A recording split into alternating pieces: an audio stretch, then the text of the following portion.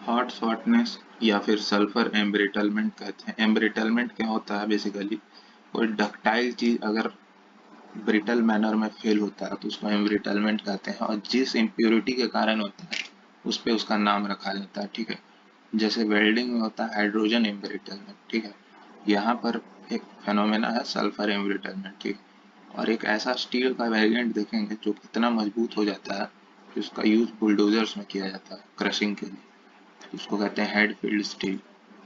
तो देखो एम्ब्रिटलमेंट क्या होता है। ठीक है, एम्ब्रिटलमेंट होता है हॉट शॉर्टनेस या सल्फर एम्ब्रिटलमेंट क्या होता है कि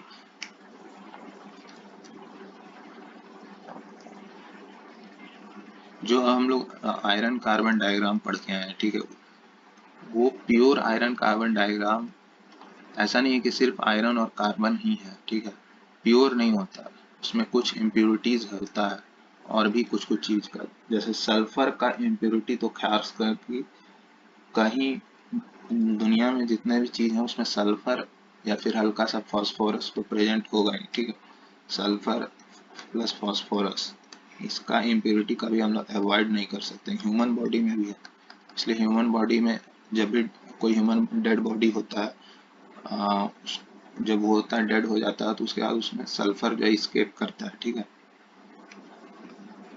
तो अवॉइड हमको इसका इम्प्योरिटीज होगा ही होगा, अवॉइड नहीं कर सकते। तो क्या होता है,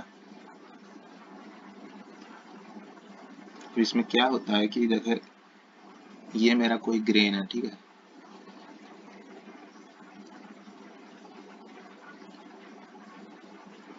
माइक्रो स्ट्रक्चर है, उसमें बहुत सारे ग्रेन्स। ठीक है,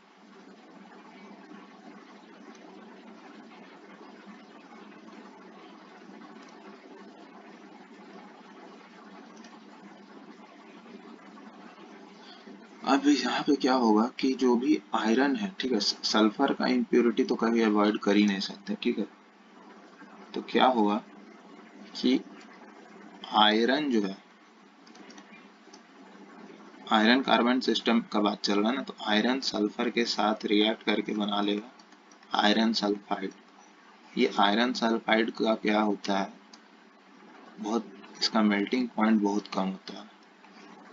ठीक है, मेल्टिंग पॉइंट बहुत कम होता है, और ये आयरन सल्फाइड जो सब्सटेंस बना, ये एक फॉरेन फेज का सब्सटेंस है। ठीक है, फॉरेन मतलब इसका स्ट्रक्चर जो है हम लोग का क्रिस्टल के स्ट्रक्चर से टोटली डिफरेंट होगा।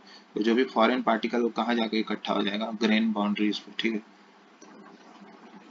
तो ग्रेन के बाउंड्री पे जा जाके ये इकट्ठा हो गया ऐसे।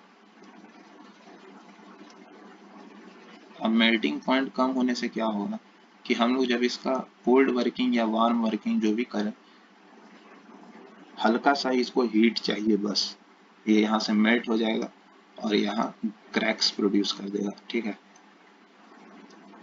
Cracks leads cracks leads to embrittlement. Embrittlement मतलब था ये डक्टाइल पर फेलियर हो रहा है इसका ब्रिटल वे में, तो इसको कहते हैं एम्ब्रिटलमेंट। और जिस एलिमेंट के कारण ये हो रहा है, सल्फर के कारण हो रहा है, तो उसको कहेंगे सल्फर एम्ब्रिटलमेंट। वेल्डिंग में पढ़ते हैं हम लोग हाइड्रोजन एम्ब्रिटलमेंट। ठीक है, तो इसको अवॉइड करना पड़ेगा, अदरवाइज बहुत दिक्कत हो जाएगा। ठीक है, तो इसको अवॉइड करने के लिए हम लोग क्या करते हैं, मैग्नीज डालते हैं। मैग्नीज, मैग्नीज के साथ क्या है कि मैग्नीज का affinity toward sulphur is very high.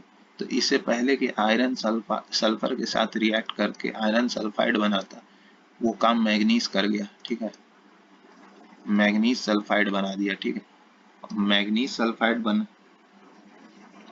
बनने के बाद जो है मेरा मैग्नीज सल्फाइड का मेल्टिंग पॉइंट बहुत हाई होता है। ठीक है, तो अब मेरा यहाँ पे एक तीर से दो शिकार हो गया। ठीक है, मैग्नीज सल्फाइड बनने से मेरा हुआ क्या कि ये जो एम्ब्रिटलमेंट या हॉट शॉर्टनेस का फेनोमेना है ये तो उड़ गया।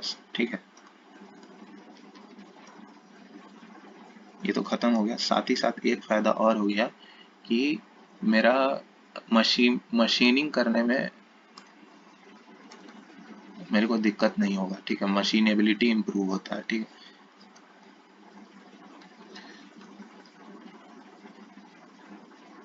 क्योंकि मैग्नीज सल्फाइड का शियर स्ट्रेंथ कम होता है, ठीक है, लो शियर स्ट्रेंथ होता है मैग्नीज सल्फाइड का।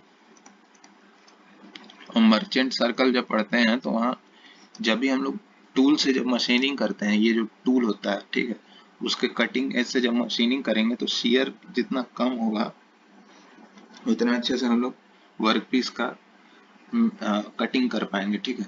तो इससे दो फायदा हो गया, ठीक है, मशीनेबिलिटी इंप्रूव हुआ और शॉर्टनेस इंप्रूव हुआ। अब कुछ लोग इसमें ये क्या करते हैं कि मैग्नीज मैग्नीज जरूरत से अगर ज़्यादा डाल देंगे, जितना इसको इस सल्फर को कैप्चर करना था उससे ज़्यादा अगर इसमें डाल दिया गया, तब फिर क्या होगा कि मैग्नीज जो है यहाँ पर इसका स्ट्रेंथ बढ़ाते जाएगा, ठीक है।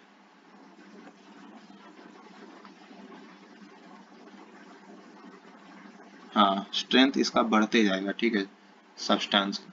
और एक लिमिट के बाद जब 12% मैग्नीज ऐड कर दिया जाता है, ठीक है, तो ये बहुत हाई स्ट्रेंथ का ये मटेरियल बन जाता है, ठीक है। और इसका नाम होता है हेडफील्ड स्टील, जो कि क्रशर्स बुलडोजर्स में यूज होता है, ठीक है, बुलडोजर्स। इतना इसका स्ट्रेंथ बढ़ा देता है मैग्नीज, ठीक है, एक्सेप्शनली हाई स्ट्रेंथ होता है, ठीक है। और रहा बात, देखो फॉस्फोरस भी प्रेजेंट रहेगा, सल्फर के साथ फॉस्फोरस भी प्रेजेंट रहता है, हल्का फुल्का, ज़्यादा नहीं, कम ही परसेंटेज में रहेगा, ठीक है। तो इसके इम्प्योरिटी को हटाने के लिए हम लोग कैल्शियम सिलिकेट डाल देते हैं। ये कोई बहुत बड़ा चीज़ नहीं है, ठीक है, ये तो आसानी से रिमूव हो जाता है। मेन ये कांड ये करता है, आयरन सल्फाइड कांड करता है, मेल्टिंग पॉइंट कम होता है बहुत। जैसे ही वर्किंग किए इस पर, कोल्ड हो चाहे वार्म हो, तुरंत ब्रिटल फ्रैक्चर, ठीक है। कैल्शियम सिलिकेट से हम लोग इसका इम्प्योरिटी रिमूव कर देते हैं, तो फॉस्फोरस उतना कुछ हार्मफुल इफेक्ट नहीं प्रोड्यूस करता है, ठीक है। खैर, तो ये था हॉट शॉर्टनेस और सल्फर एम्ब्रिटलमेंट के बारे में, ठीक है। और ये हेडफील्ड स्टील क्या होता है।